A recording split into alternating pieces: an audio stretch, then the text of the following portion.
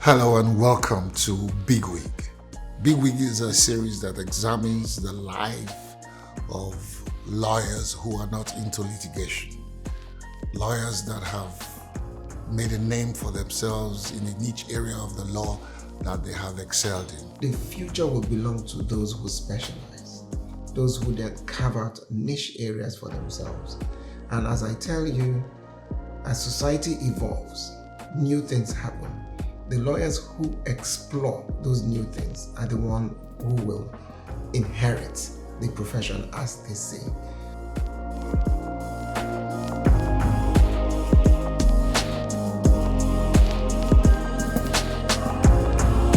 Today, we are so excited to have Judge Etomi with us. Judge Etomi, as you know, has been described as a power lawyer, an aviation lawyer, a commercial lawyer. He's a teacher at heart, very enthusiastic about the law as a means of developing society.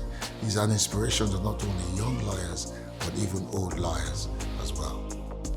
Ladies and gentlemen, viewers at home, everybody, let us welcome Mr. Judge Etomi.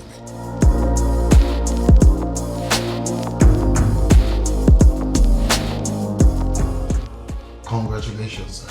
Thank you very much. You made a life venture. Thank you very much.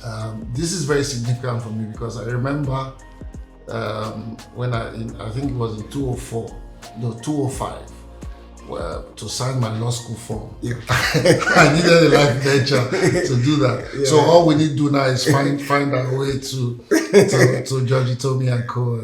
Absolutely. What does this mean for you, sir? Did you see this coming? I feel happy. Everybody feels happy when they are recognized. It is, you might put it in a sense, a recognition of the work I have done over the years. If you know the way privileges are distributed in the legal profession, it tends to be skewed in favor of those who do litigation. They're the more visible ones. That's right. And you wouldn't believe I'm the first life bencher from the commercial bar and all that. But when I got involved in the NBA activities generally, I realized that not much recognition was being given to lawyers outside the courtroom. And I thought the NBA was the worst for it because they were not showing their full face. They were not taking advantage of their potential. And I approached O.C.J. Okocha at the time to say, you know what? I wanted to be president. And I said, you know something? If you allow me, I will set up a section on business law. And I will tell you how that can enrich the NBA. Very forward thinking, had absolutely no issues with him. He let it happen. And between then and now, I think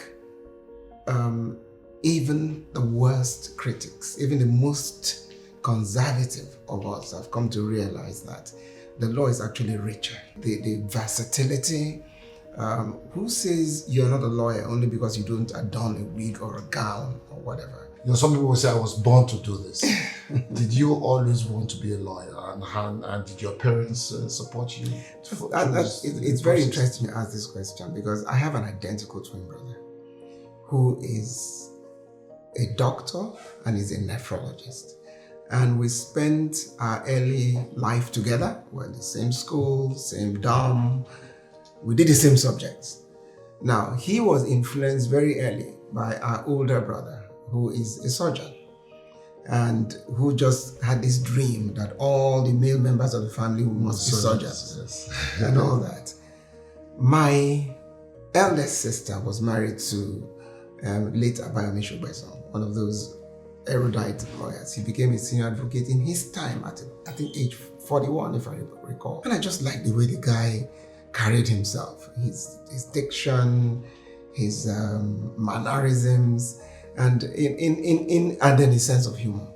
So I just said, oh, this is where I'll be. I did everything science, but chose law. And I still remember my brother in those days would come take my twin brother and I to go and write exams into UI for medicine. So we're going to the exam hall and I'll sneak out. And I said, I'm not doing this medicine. I'll sneak out. And then when we finish, he comes back for us. And I would have borrowed somebody else's exam papers. Oh, how was it? And he was in UI himself, and he was lecturing. When the results came out, he said, but George, I didn't see your papers. Mike passed very well. He went on and on, but had confided in my brother-in-law that I didn't do it. And at one stage, he called him and said, see, why leave him alone? Must everybody be a doctor? And all that. So that gave me the release that I wanted. So I went ahead.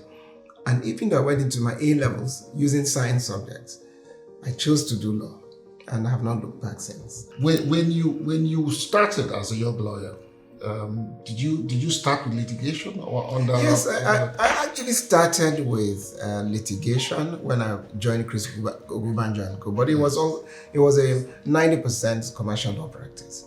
But the litigation was reserved for the work that we were doing. If litigation came out of the work we were doing, it was a lot easier to sort of just ease into it. Mm-hmm.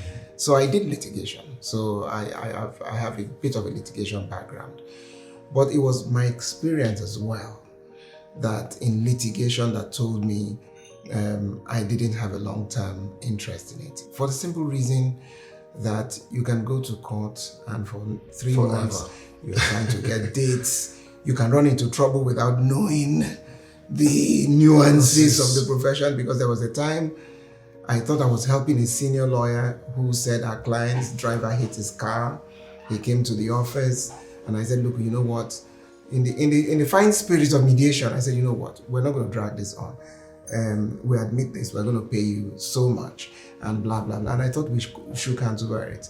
He collected the money and then sued for whatever balance it was. And I just didn't understand. I was very enraged. So when we got to court, and he represented himself. So after he gave evidence, I demanded for him to go into the witness box. And the judge, everybody was, you don't do that, you don't do that. I said, well, he chose to represent himself because I need to cross-examine him. I don't think he's been honest. You're accusing a senior lawyer of being dishonest. And I just thought I was just doing the normal thing somebody should do. So those sort of, when you get to know them, fine. But for people like me, I wasn't just cut out for those things. Mentorship is very important. I was just going to say that you not only went through all of this to get to arrive at what you always desired, but you also got Chris Ogunbanjo to. I was just going to say to be your mentor. So first of all, I started with this my brother-in-law that I was talking about. Okay. He was nephew to the late sage amiable. Oh. So I did my law school attachments and co. And I attended court with the chief, and I just loved the way, the law is beauty when it's being practiced. I finished from the London School of Economics, and I'm sure by now you know I have a teaching streak in me. I wanted to go and teach because I loved all this sort of stuff. So I actually resumed at the University of Lagos. We never taught a class. My good friend Udoma, the son to the great Justice Udoma, saw me and said, George, what are you doing here? I said, Udoma, what are you doing here? He said, he had taught there for about 3 months. That was his last day. And teaching wasn't quite what he wanted it to be. So why are you going to? He said, well, he'd gotten a job at Chase and everything. So I said, Udoma, if you're not here, I'm not going to be here. And all that. So, but where do I go from? He said, this law practice, Chris Ogunbanjo and Co. He had interned there. They're very good. But so he gave me the address and I went and put in an application. I got invited. I spoke to one of the senior lawyers at the time, and eventually I spoke to Chief Ogunbanjo himself, who struck a chord from the very beginning. And a lot of the things I carry today in my practice were rooted in him. And if you see my CV, it hardly goes beyond the first line for me to mention that I worked there. Right. Because if you do not give credit to those who played a critical role in your formative years, you're not going to go too far in life. And talking about mentorship, one of the biggest experiences I took away from him was in the very difficult, dying days of the Shagari administration. Remember, they were going to borrow money to build a National Assembly. And then they also wanted Central Bank of Nigeria to be the primary borrower. In the past, the CBN only plays the role of a currency undertaker. They just say federal government borrows and the currency undertaking comes from the CBN. But this time they wanted the CBN to borrow directly. And you know why? CBN is a custodian of all our money. So if they get directly involved in that kind of lending transaction, it means they can chase their money anywhere. In effect, the money of Nigeria. And they can just cripple you as a country. Our CBN Act even forbade them from doing that. Politicians, in their rush to get it, they said it had to be in there.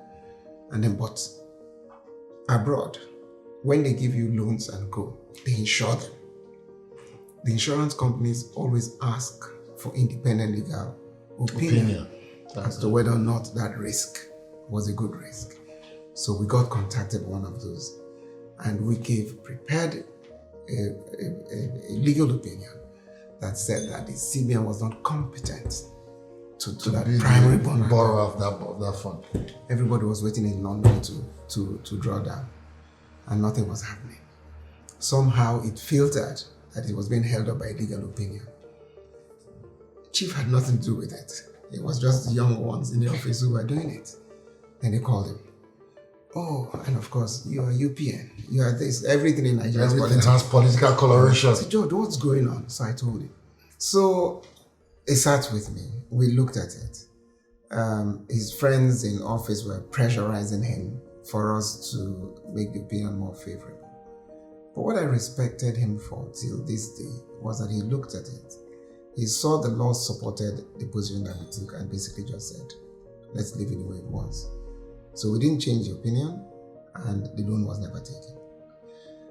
And when you look at what goes on today, you thank God that you have a mentor like that. Because one of the only thing we sell in this profession is integrity. That's right. The integrity. Well, I mean, what is law without integrity? Absolutely. I'm interested in most of these groundbreaking decisions or things or deals that you've been involved in. Maybe you should just track for us. Yes, okay.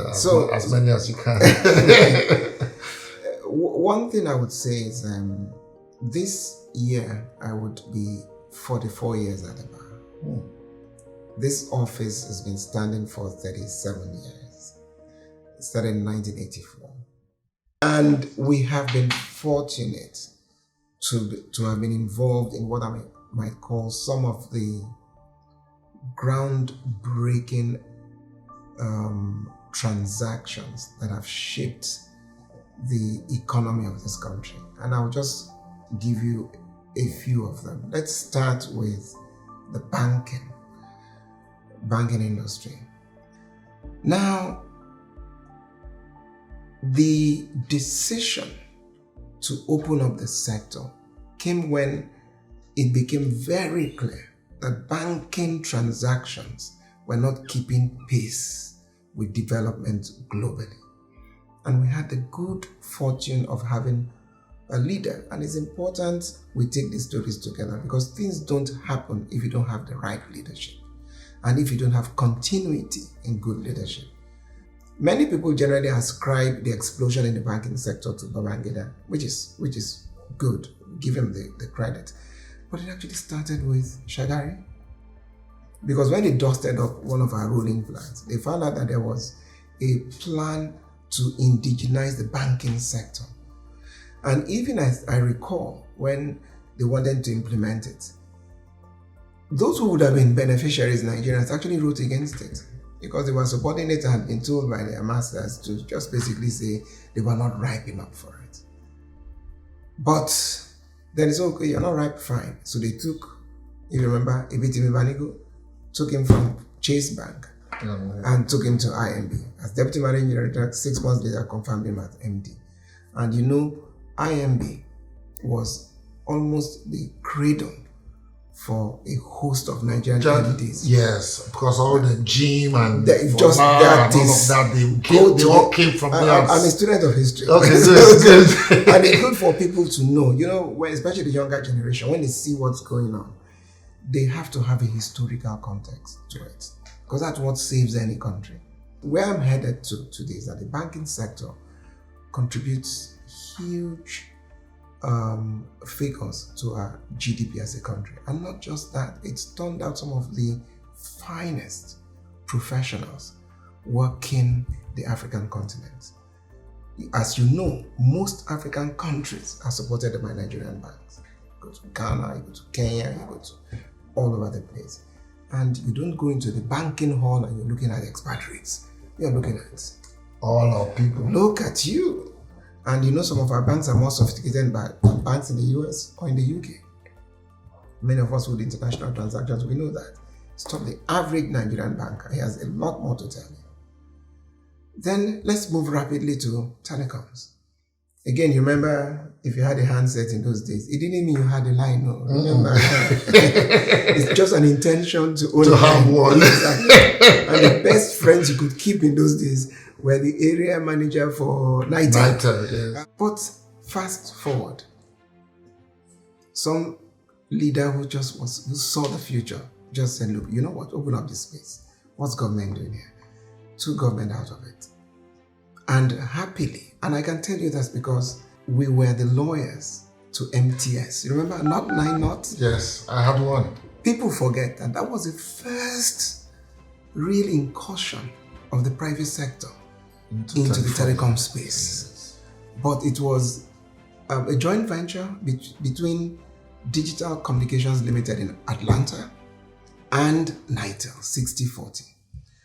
But because Nitel owned the backbone, the equipment was in the Nitel office. And guess what happened? The day some guy got upset with whoever they got upset with, they just told Nitel to shut them down.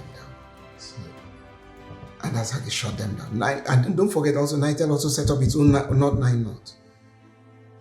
And that effort died. But as a lawyer, it taught me a lot. And that's why you see that I'm one of the most passionate people for privatization. Government has no business in business. When eventually there was a change of regime and MTN started showing interest in Nigeria, I was called. We had gotten a message from MTN to say, could we act for them? And we said, gladly. But just shortly after we did that, I got a call, come to the villa. Then it was Micah Higby was number 2 man. Again, many people don't know that he studied law. So he told Abdul Salam, well, there's one lawyer I know who is in telecoms. Again, these were new areas. Look at what we're doing today. I believe so much in what the young people can do in this country. It was a new area. So I went. And okay, we know you're acting for an MTN, but you're Nigerian first. So just make sure this deal comes through. So I told MTN, fine, I'm acting for you, but the government would also like me to whatever. So with that understanding, and well proportioned, it accelerated the pace of MTN coming into Nigeria. And they did get the license, but Abdul Salam, remember the regime was short-lived, they left, and then OBJ came in. And talking about continuity, OBJ didn't just wake and say, cancel it. Instead, he strengthened it. In fact, he then said, instead of the licenses to have been issued the way they were issued, they should be auctioned. And remember, we had the first auction, that famous... Plenty dollars. Plenty, exactly. Perhaps for me, one of the things that gives me a sense of satisfaction was that as a lawyer, I understand that it's good to attract business, but businesses work on the legal and regulatory framework. That's right. And it was important to provide a law that would support the business. The government, BP at that time advertised for bids to do the legal and regulatory framework. We had put in a bid, we didn't succeed. But because of our relationship with MTN, we had an early insight into how the legal and regulatory environment existed in a privatized setting. There was no precedent for it. So that was a privilege. So on the strength of that, we then worked on a bill ourselves. And we were not looking for sponsors. And I still remember my good friend, Undukwe, Ernest Undukwe. Brilliant man. Undukwe was the chairman of the Association of Telecoms Operators of Nigeria, the private sector people. I called Undukwe. He came to my house, Undukwe. I need Outcome to sponsor this bill. George, it's a lot of money. I said, they want to privatize the sector. If you don't get the law right, you will not be a part of it. So we're in the middle of that talk when he got appointed to be the first executive vice chairman. And I think when he got there, he got to be, that the NCC was basically humiliated by the ministry. And there was a stroke of fortune. We won't take credit for everything because Ahmed Jordan was also appointed chairman of NCC and he had OBJ's ears.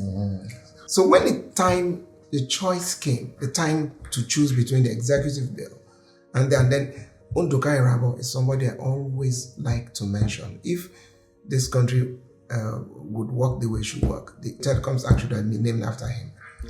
Because he was the House Chair on Communications. And when he saw the executive, he said, this is not going to change anything. And I think he was told, I suspect it was Undukwe, but Undukwe doesn't admit it, that George has one bill in his office. So he just came, I don't normally open on the Saturdays, he just came to my office. He said, Ogami, my name is Honorable Unduka. I said, I know you, are a jailbird. A famous one. I said, that was a great icebreaker. Yes. I said, what do you want? He said, Ogami, don't ask me how I know. I hear you have one bill in his office. Brilliant. I want to give you my word. If you give it to me, I will do everything in my power to make sure it becomes a law. Young, I said, wow, this is kind of spirit I like. I said, you know what, Unduka, I'll give you this bill and I'll give you 2 of my best lawyers.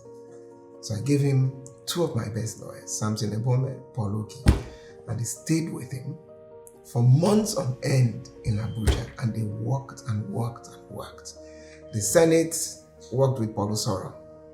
Just like you see, they had different versions, they harmonized them, but essentially it was what we produced that became the Telecoms Act.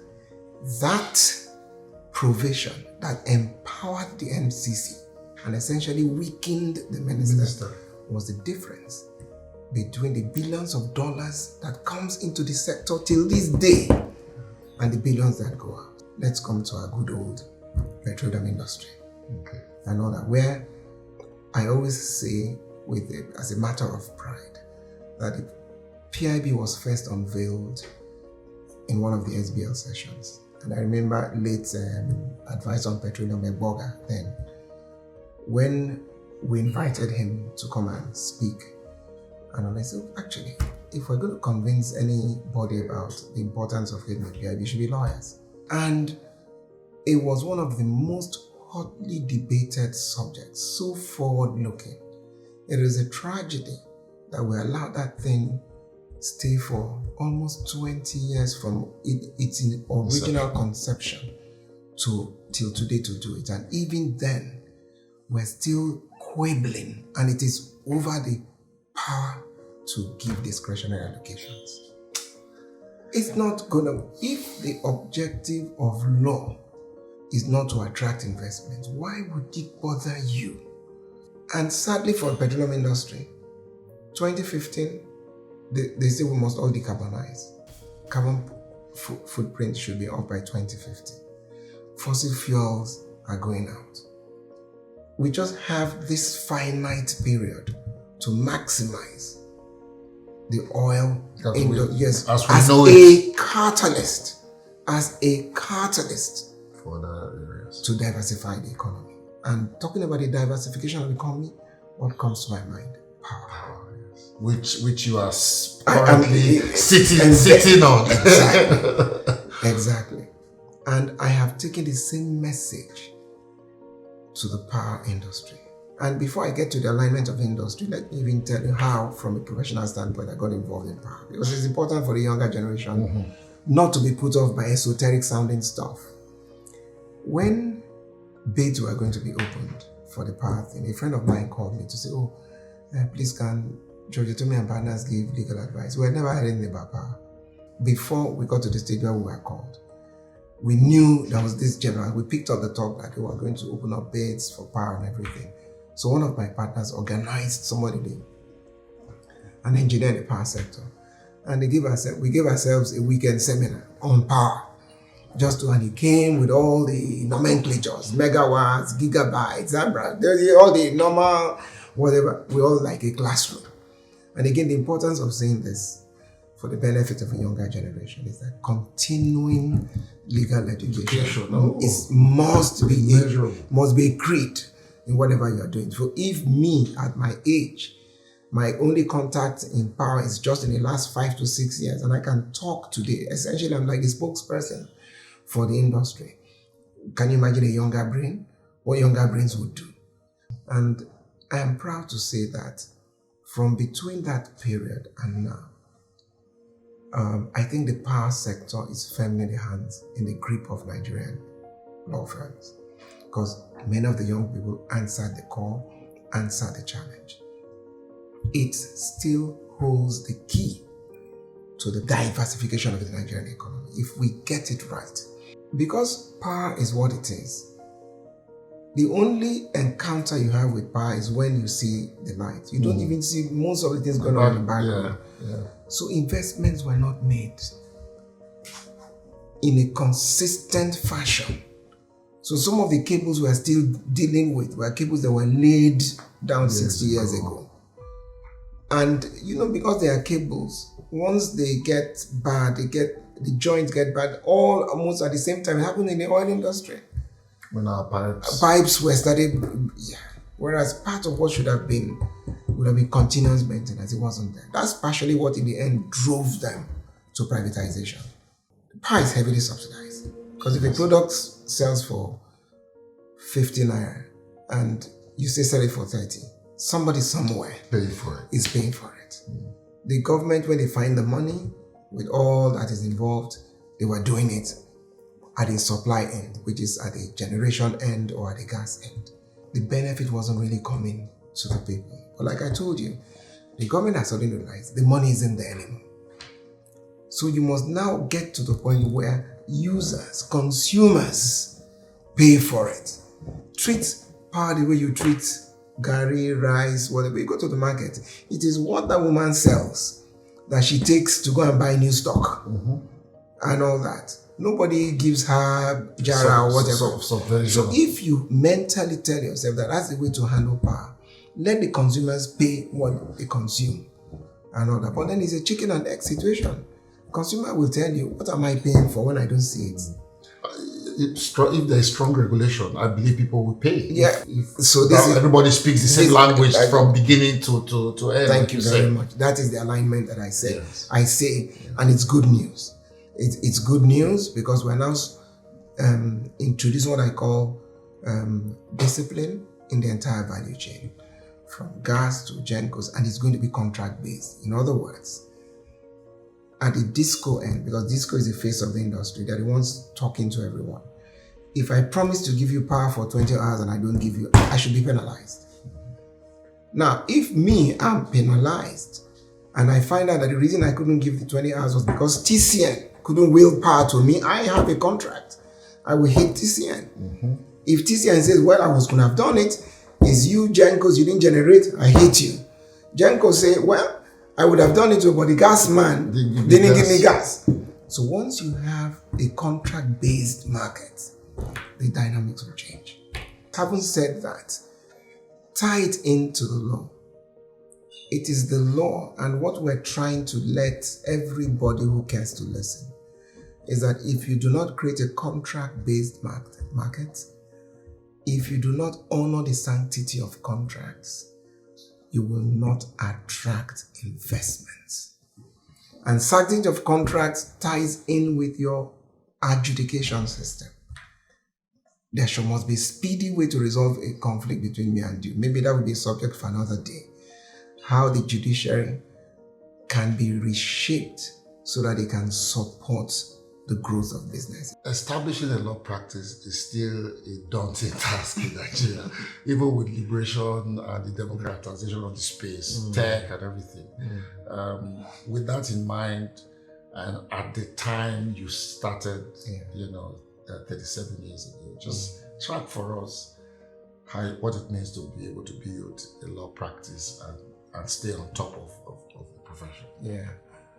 Now, when I decided it was time to move on from working with Chief Ogunbanjo, because of the exposure I'd had to top flight commercial practice working with him, at the back of my mind, I made myself one promise that whatever I do must answer to international best practice. And at the time, the computer influencing law practice was just rearing up its head. And the computer came in the form of a word processor.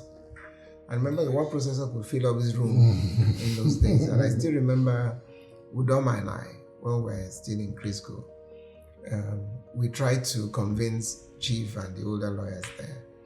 And we brought the stuff in and they came, did the demo and went back. And I still remember one of the old men there told Chief, better be careful of these young boys.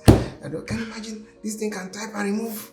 See the way it removes itself and goes on and on. So for some people, it was magical. So that mental block can be a nuisance. And I still remember that many of my colleagues who started off, some even had even started their own practice before me, they were stuck in the typewriter days. Because in those days, you invested in a good typist. And those are the ones everybody, all the lawyers lobbied. Please, John, I'll come and do my work. John, you buy them stuff when they're coming and everything. But I still remember one of my best, I told him, computer is coming, go and retrain. And he was like, oh God, don't worry, this all these day wonders, he will not survive. I felt sorry for him when we had to let him go. Oh. And he had to go because from the get-go, I told myself that the lawyers I was going to hire were going to do their own work. Until today, there are no secretaries. If you come in, there are no secretaries in this office. Yeah. You are accountable for your work. And till today, we buy laptops, buy whatever. We give them the instruments to work. Location was also going to be important. If I was going to attract the type of clientele I was thinking about, I was still in my 20s, late 20s at the time. I had to be visible. I was living in Surulere at the time. And some people say, oh, why don't you just convert one room in your house? I said, that's not my thinking. So I ran around with a good friend of mine, Forrest Smith, who had just come back. He's a dentist, come back from the US, and he was looking for a place. We just ran ourselves into ourselves at Follow Shopping Center, because that was like the place with quintessence. Yeah, quintessence, exactly. So we're looking for somewhere. The place was full. We were looking for secondary let, nothing. So he just said, okay, George, you find somewhere. Then we came up with the idea of, okay, let's share a building. So we've got one on number 16 Alaji Konike, close Southwest Ikoyi. And I think, if records don't fail me, it was perhaps the first commercial law firm in Ikoyi. Oh my God. I was downstairs, he was upstairs. And it was tastefully furnished. I was telling you about this carving. It's as old as the office. So I got people to come and do stuff. Because I targeted a market that was at that time the exclusive, almost preserve of expatriates. If you're going to deal in that market, the minimum you owed yourself and your client was to be at least be let into the room. And your appearance was just as important as the substance you carried. And thankfully, with the background of Chris Ogunbanjo and Co., I crossed one crucible easy, which was he must know something. To be able to work in that firm. He must know something. And a lot of the transactions I told you about, I was talking about, were in my late 20s going into my 30s. So at that young age in practice, I was let into some of these major transactions. I didn't feel sorry for myself. You could have. I still remember when we were doing the early banking work, Citibank, all these people. Many lawyers, they distributed work among so many lawyers. Many of them couldn't do it. They actually withdrew from so many lawyers because we stayed in my office, burned the midnight candle, and met the deadlines. They withdrew from other lawyers and gave to us. That's the difference. That's what makes the difference between boys and men. Exactly. Yes. So that was the benchmark. The next thing after you get the location right, you get the equipment right, is then to source for the right kind of personnel.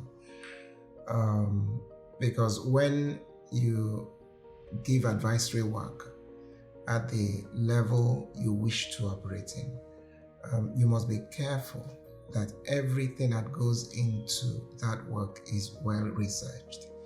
And because it's commercial law, you know the advice is going to be taken and it's going to be put in practice. So if you are careless and you misadvise on what a law is disastrous. In fact, in other climes, you actually take out Like insurance, yes. against these types of things and all that. So getting the right people. So we were never in a rush to get in. It was not a race about size at the time. It was more about the quality. And remember, commercial law was trying to gain grounds on litigation, which with Chief Rotimi Williams's, the Showfallers, with Akinjides, with the kings, where they were the masters of the whatever. So people like me, I would say like Benga Oyebode, Aswe Ikodalo, Odeyin Ajmogoga, Chris Okeke, and all that. We probably formed what you might call the foundation members of the second generation of commercial law firms. And I'm glad that collectively we've actually moved the needle. That's because you all are still, exactly. There. It's a very desirable generation. Exactly. So we've actually moved the needle, and I was the first amongst them to then integrate commercial law into mainstream NBA work, because I also realized that at one stage that it is not just your diligence at your work that affects your fortunes. Your what you might call extra-curricular activities could. So it was important to join your association. It was important to join social clubs, Ikoyi Club, Med Club, where you meet more people, you grow your practice.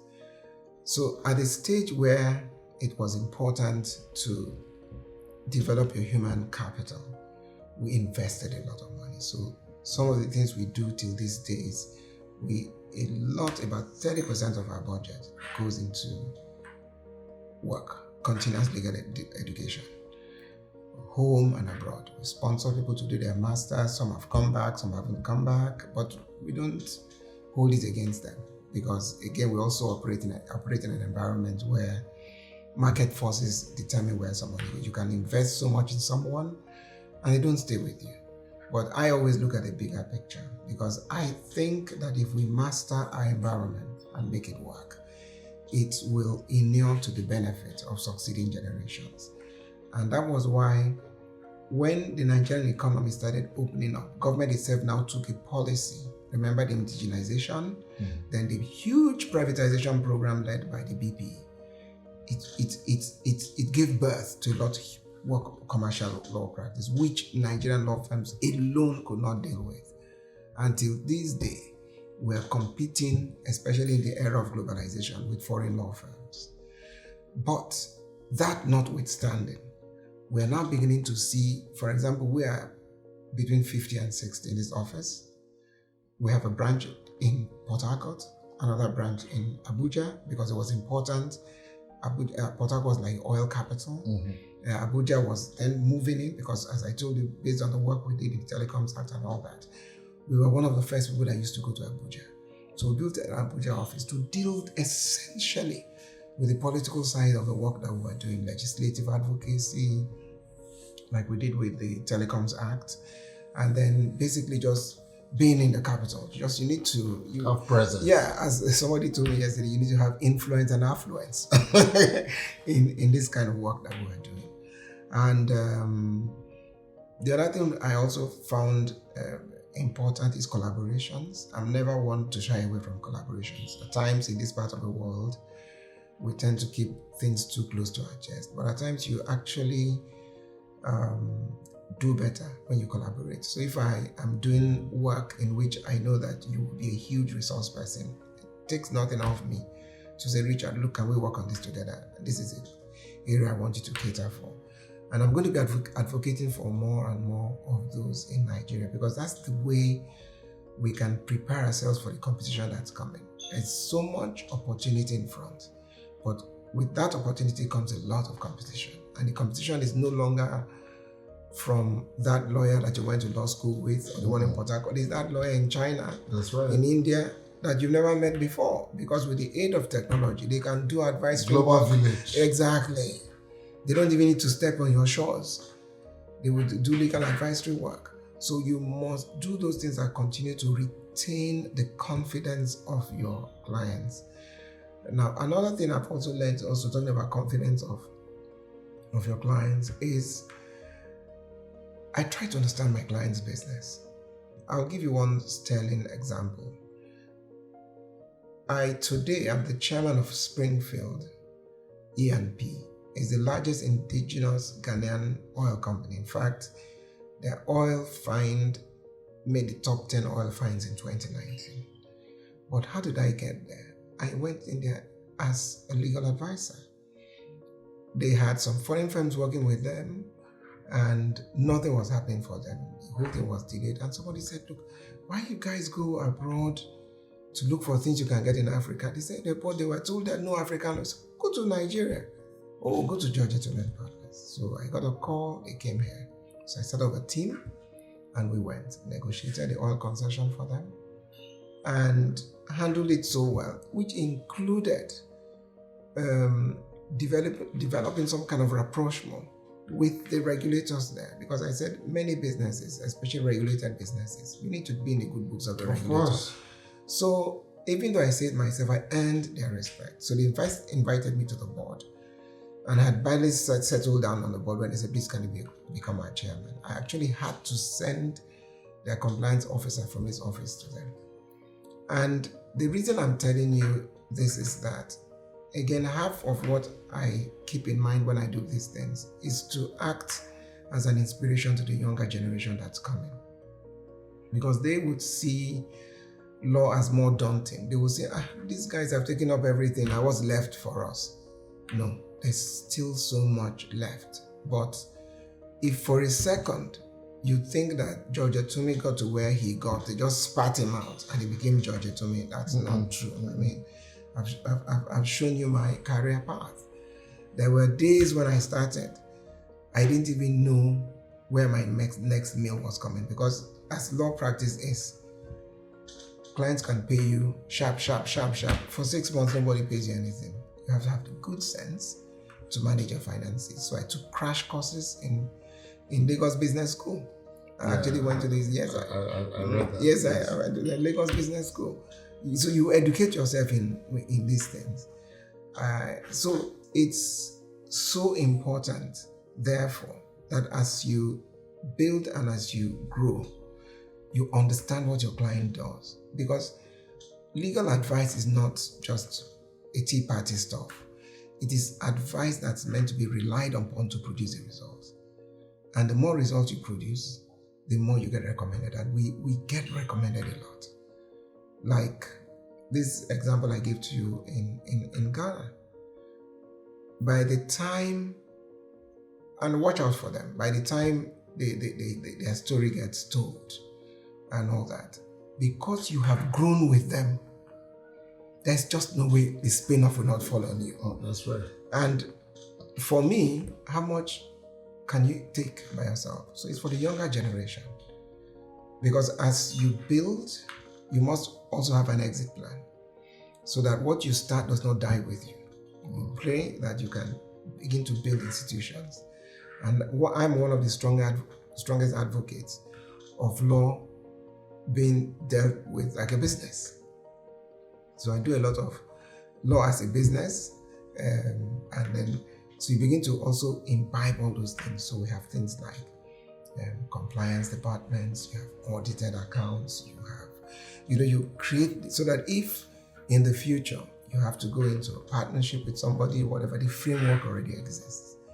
You see that happening very soon? Oh yeah, absolutely. Already, as I speak to you, we have 4 partners in the Lagos office. One beautiful thing about this office, except 1 or 2 people, most of our partners grew from the ranks. So it gives hope and Yes, loyalty. That's right. Loyalty makes a whole job. And then out of these, there are 4 partners here, 1 in Port Harcourt, 1 in Abuja. So we have 6 partners that we work with. 2 are females. But most importantly, we have a practice director. A practice director is like the MD. That's another level. It's like the MD and all that, because I'm not going to be bogged down with daily administrative work. I did when I was jack of all trades. I did everything. I was my own accountant. I was my own messenger. I did it. But as you grow, you learn to delegate. You learn. Some will abuse it, but there's no reason not to do what you should do. So we have a practice director, and the practice director, she's at least 30 years at the bar. But she doesn't do hard-notch law. She knows her law, because some of the most difficult people to control are lawyers. They know too much now. So if you try to get a non-lawyer to be a practice director, it could be tricky in a law practice. So you get that lawyer who has gone through practice, but just decided, look, let me concentrate on administration. Again, another area of expanded law. Absolutely. Yes. Which is opening up. The space is opening up. The space is actually opening up. So she's senior enough to call a meeting and all the lawyers will come. I don't have to be there. Because she operates, if I add her, actually we have 7 partners. Because she sits in all partnership meetings. She controls everything. So that helps, takes a lot of headache off me. So I am looking at the bigger picture, strategy. How are we doing? Okay, this is coming up. How do I get in here? Blah, blah, blah. Then specialization. Another growth plan is to begin to strengthen the practice through those who will specialize. When I started, from my story, you could see I was a jack of all trades, because I was the same, because when you are good, everybody drags you in different direction, but you are the first to be true to yourself, that you cannot be all things to all people. So at some point, you must begin to find out your own niche area. And for me, it started with all these areas that I mentioned. Then I became internationally known more as an aviation lawyer. If you go into my CV, it always comes in. The oil and gas, aviation, now power. Because I was just going to say, when I was studying you, power also kept, power. And that's because I love challenges. And the times I was involved in all these businesses, I saw the challenge. And the challenge was, if your country gives you an opportunity to do something, you'll be a fool not to take it. And you only need to go to other African countries to see how blessed we are in this country. I'm sure you travel a lot. Go to South Africa, or Southern Africa, go to East Africa, go even to West Africa. You know that the professionals here, we can compete. They will bite the bullet. On the global, they will bite the bullet. You have the gumption, you have this, you can tell people off when they rub you off on the wrong side and stuff like that. So that is important, specialization. And we're giving a lot of look into fintech. Fintech is growing. Oh, fintech is the future. So we have a partner who oversees it, but we are looking for much younger people, because that's their area. That's their area. And talking about younger people and their area, the future of law practice as well, you will get to the point where you begin to integrate some of your business with other specialist areas. not for the purpose of them practicing law, but for you to be more sharpened in your practice of law. To understanding it. So you forge these strategic alliances. We're doing that a lot in the power thing. That's why I can talk power the way I talk power. You have to bring somebody to the round table to an engineer. Yes, exactly. So it's bringing those people to educate you. Yes, because you see, like I said, when you take an interest, some days ago I went to tour another potential clients where they do some of the most esoteric power equipment. That's the future. I know that I was just aghast. Is this going on in Nigeria? And I do that a lot. I take tours. I may not understand all the lingo and all the jargon and everything, but I just tell them, don't feel sorry for me. Just tell me the name and tell me what it does. So, I will figure it out on my own. Don't worry, I'll go and do the research. But tell me, don't try and babysit me. And they tell me, this is what, wow, okay. Tell me how it does. For example, we went into the medical legal area as well. As I told you, my identical twin brother is a doctor. And in my SBL days, I used to bring doctors to come and talk to lawyers. Because that was one of the things I did in the SBL to broaden our outlook. And initially people were saying, what are lawyers doing? What are doctors doing in the lawyers conference? By the time they finished... And you begin to talk medical negligence if you don't really understand and even looking after yourself. The kind of work judges do, they die on their desk because they don't know simple signs when their body is warning them and all that. But it turned out to be, it became so popular. It started being right off the topic we were doing, right off the opening ceremony. And yes, I'll tell you. But the corollary to that was that when they started doing the Association of Nigerian Physicians in Americas, they started inviting me. And this time I was going to teach them the business of medicine. Because if you left doctors alone, they would just cure people, go and sleep, cure people, go and sleep. I told them, not be like that. There is business in this thing. All those huge hospitals, you pride yourselves that you work in. You need to be administered. Businesses. Yes. And you guys, as you push towards retirement, you are the ones now who should be looking at the business side of medicine, and then the young guys come take over. So my good friend Yemi Johnson, first cardiology. Let me say, he doesn't admit it, but I brought him back. There's one we're talking to now. And what you do for them, you teach them company law, how to own a company, hold board meetings, you teach them the corporate side of medicine and all that. And it gives me personal satisfaction when I see them grow. And they are growing. So the future holds a lot, but I always give a warning when I talk like this, because I'm an incurable optimist. Mm-hmm. I have an irrepressible spirit, and I believe in climes like this. Yes, you need and I believe in young Nigerians. I know many of them are going through these periods of uncertainty. One thing has let us down. Governance, generally speaking, has let us down, but if we learn to count our blessings, we'll know that many of us have seen bad governance as a reason to excel in our own little buckets. And that's why we create our own world. Yes. We do our generator, we do this, we do what we do security, do everything. So the day good governance will come, and I know it will come, it will just be a piece of cake for us to just walk. We can begin to walk the talk, as they say. So it's been a phenomenal journey. If I had to do things all over, I'll do it again. Because from working with the smallest of clients, and that's another point I want to make, I don't turn back clients because they're small.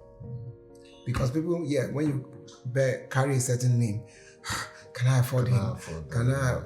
As I told you, we have a specialty in growing with our clients. So we tell them, come. And if I begin to mention some of the businesses, Charms, that famous name was registered in his office.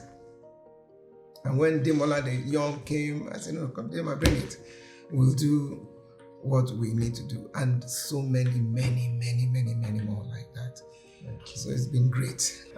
You have seen it all, so to speak. And if you were to address young lawyers today about their options, especially with tech and everything, what would you say? The first thing I tell young lawyers, spend the first 5 years exploring all your opportunities, including litigation.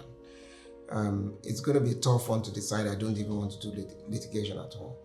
If you have the opportunity, explore. Just use those first 5 years. Try your hands on everything. But towards the end of the 4th year, you should begin to narrow down your options, by which time your interest areas would have started to crystallize. Secondly, young lawyers must recognize that what they have studied in the university is very limited. Because law is life, it attends to every human endeavor. And you can imagine the myriads of human endeavor. And if you're in university, you do 5 courses a year, for a generous 5 years, that's 25.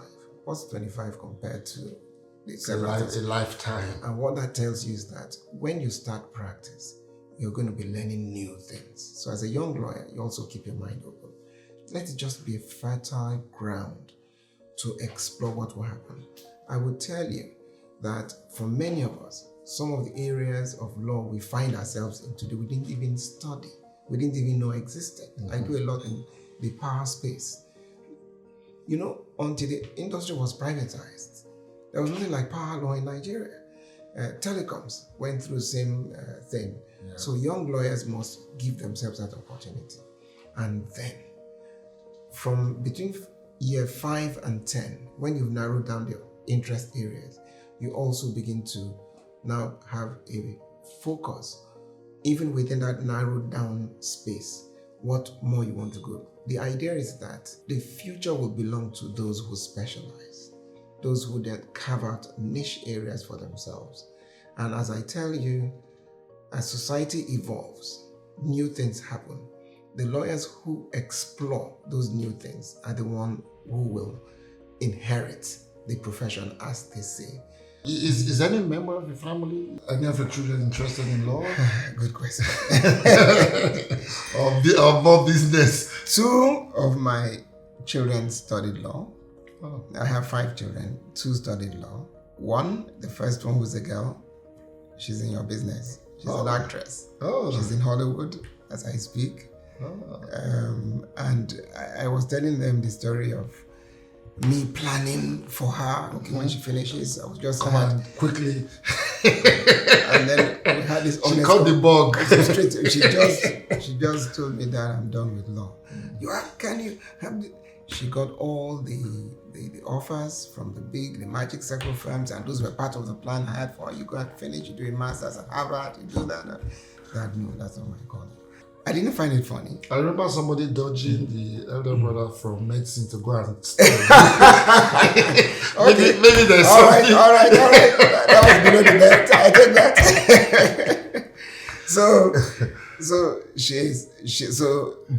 But what I've also told her to do is that even in the entertainment industry, there's a lot of legal component to it. So I told her, don't lose sight of your law. And it's already coming in handy. And I'm sure being in the industry, that you actually get more respect because you're a lawyer, because there's many of your types who will come, please, how do we do it? How do you just become an automatic leader. My other boy, what I've done is, because of my interest in the power sector, I want to hone his skills in energy generally, because that's the future. So he's going through a period with Eco Disco, and then hopefully once he gets grounded in that, he will also join the practice. But having said that, everybody has to take a cue. There is no I'm succeeding my father, I'm taking over, no such thing. Because if you want to build an institution, you must make everybody in it feel that they're part of it. I know that. So he's got to work, he's got to earn it. If I choose to do him a favor with another direction, that's absolutely good for him. But I must separate the business from family. But in the end, though, family project on him. So I'm hoping they'll be even more successful than I am. That's if they want, all I can offer them is, look, if you want to have giant strides in the profession. Oh, I've given you the fulcrum. I've given you the springboard. So just go achieve what you need to achieve. Right. Well, it's been an amazing moment. I mean, we can go on and on for, that's the problem with talking to somebody with a sense of history, who wants that is also a teacher at heart, and all that. So, I want to thank you very much. You are an amazing inspiration to lawyers, young and old. And what you have achieved in the period of time that you've worked, traversing almost every sector of my life, is very inspiring. And here is hoping also that this will be an inspiration to a lot more young lawyers who are afraid of litigation, but to explore, the opportunities that the first few years of your practice will avail you, and then of course specializing, because specialization is the key later on. So once again, this is Bigwig, and until we present the next Bigwig, this is Bigwig saying thank you to Mr. Etomi. Thank you very much. Just in case you don't see it, let me tell you a secret. Let me tell you who's really making moves out here. It's them Bigwigs. You hear? I took a different path, a different road. Incredible. After I studied the craft and learned the code. And my experience hasn't been told. So here I stand before you, my life's work exposed. Yeah, call me a bigwig, I'm with the bigwigs, Yeah, we doing big things, Yeah, we are the bigwigs, See, when it gets to conflict, justice has to be blind. But before that conflict, justice can help you guide. That's what I do. I take dreams and give them flight. I'm a bigwig. I shape industry with my mind. And I do things differently from the rest. But see the swag, see the impact, the legacy, see the checks. The system doesn't recognize or give me respect, but I'm a bigwig. I just do it better than do it best, yeah. And all over the nation, you can see the impact that we create and incubate in innovation.